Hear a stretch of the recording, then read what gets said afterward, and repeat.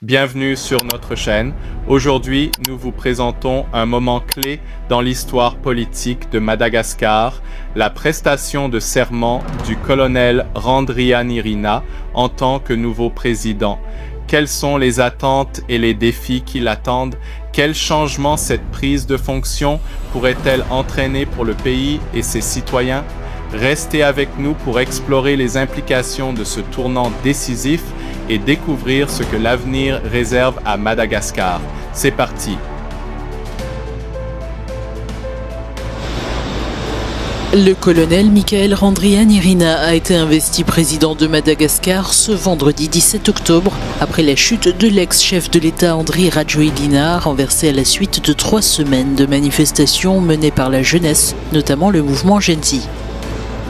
Commandant de l'unité CAPSAT, une faction de l'armée s'étant jointe aux manifestants, Randrianirina a prêté serment lors d'une cérémonie solennelle à la Haute Cour constitutionnelle d'Antananarivo. Devant des officiers, des représentants politiques et des délégations étrangères, dont celles des États-Unis, de la Russie, de l'Union européenne et de la France, il a affirmé sa volonté de travailler main dans la main avec toutes les forces vives de la nation pour rédiger une nouvelle constitution et réformer les textes électoraux. En rupture avec le régime précédent, il a annoncé la dissolution de toutes les institutions, à l'exception de l'Assemblée nationale qui avait destitué Rajoelina. Un comité militaire exercera le pouvoir aux côtés d'un gouvernement de transition pour une période de 2 ans en vue de l'organisation d'élections et de référendums. Rejoint les manifestations de la Gen Z la semaine dernière, forçant le président Andry Rajoelina à fuir la Grande Île. Depuis le palais présidentiel, le nouvel homme fort de Madagascar a annoncé quelques heures après s'être vu confier le pouvoir la dissolution de plusieurs institutions, dont la Haute Cour constitutionnelle. Conformément à l'arrêt de la Haute Cour constitutionnelle, je prends la fonction de président. Mes amis sont avec moi. Il doit y avoir une prestation de serment. Outre la Haute Cour constitutionnelle, le Sénat, la Commission électorale nationale indépendante, la Haute Cour de justice ont également été suspendus. Le colonel Michael Randrianirina a maintenu l'Assemblée nationale. Nous avons dû prendre nos responsabilités hier parce qu'il n'y a plus rien dans le pays. Plus de président du Sénat, plus de gouvernement. Madagascar est un pays qui se meurt. Nous devons prendre nos responsabilités en tant que citoyens et patriotes. Le président de la transition doit en principe organiser une élection présidentielle dans un délai de 30 à 60 jours selon la Constitution, mais une charte non officielle rendue publique affirme que la transition militaire devrait durer 2 ans, renouvelable une fois, avec à la clé un référendum et des élections générales. Une scène, donc pour l'instant il y a des concerts et entre les concerts, différents syndicats, des enseignants, des étudiants, des représentants des commerçants de rue prennent la parole pour énoncer leurs revendications. Donc il y a une liberté maintenant de parole qui est présente et ça se passe comme ça tous les jours. Juste à côté de moi, il y a des gens qui mangent des brochettes, qui boivent. Donc il y a une ambiance très festive depuis que tout le monde a la liberté de parler sans répression de la gendarmerie. Et on va se pencher sur la suite. Gaël, une élection doit normalement être organisée dans les 60 jours, mais cela pourrait se passer différemment ? Oui, alors selon la Haute Cour constitutionnelle qui a remis les pouvoirs au colonel Michael Randrianirina, qui est le leader, le commandant de l'unité militaire CAPSAT, des élections doivent être organisées en 30 à 60 jours maximum. Et c'est donc l'autorité militaire qui devra mettre tout ça en place. C'est difficile d'imaginer qu'en si peu de temps, les autorités militaires y parviennent. Pour l'instant, ils ont annoncé la mise en place d'un conseil de défense nationale de transition. Ils vont diriger conjointement avec un nouveau gouvernement, donc ils doivent encore nommer un Premier ministre.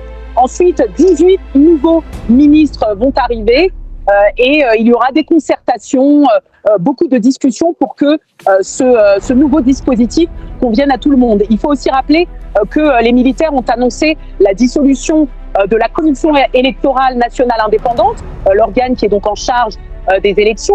Ils ont annoncé la dissolution de la Haute Cour constitutionnelle, l'organe qui est en charge de contrôler la constitutionnalité. Donc tout cela était très flou et pour l'instant, il va falloir tout reconstruire et ce ne sera pas pour demain.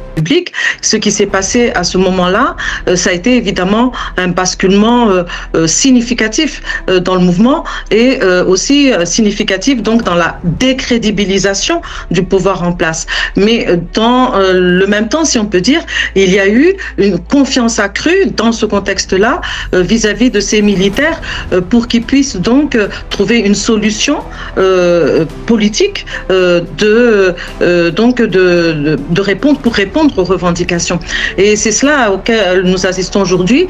Donc la lucidité sur les risques que cela peut encourir à la démocratie et notamment donc pour ce mouvement Gen Z d'un côté, mais la confiance l'emporte dans le sens où la population et la Gen Z donc au cœur de cette population considère que ce pouvoir civil que les militaires veulent mettre en place, qu'ils déclarent vouloir mettre en place, en tout cas, peut avoir beaucoup plus de chances de faire aboutir leurs revendications et de trouver des solutions déjà au côté matériel, donc des revendications sociales et des droits fondamentaux, l'eau, l'électricité, mais aussi aux revendications politiques de changement de système, de refondation, tel est le mot en malgache traduit en français, donc qui a été choisi comme ligne politique. Et Christiane Rafi Dinari, je ne me permettrai pas de dire ce que le chef de l'État a en tête quand il dit ça, mais dans le contexte géopolitique, donc depuis quelques années déjà, dans l'océan Indien et particulièrement à Madagascar, il y a une compétition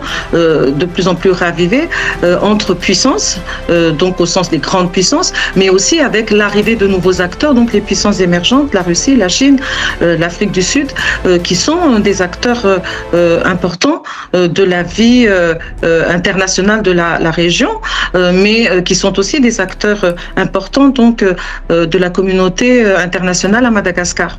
Et il est clair que pour que un pays comme Madagascar, très pauvre, puisse garder sa souveraineté, et l'état de droit est évidemment quelque chose de très important.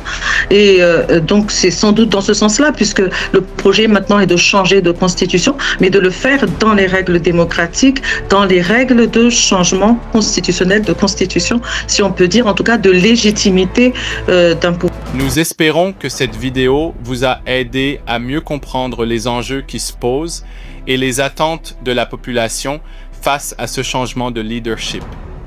N'oubliez pas que l'engagement et la participation de chacun sont essentiels pour façonner l'avenir de notre pays.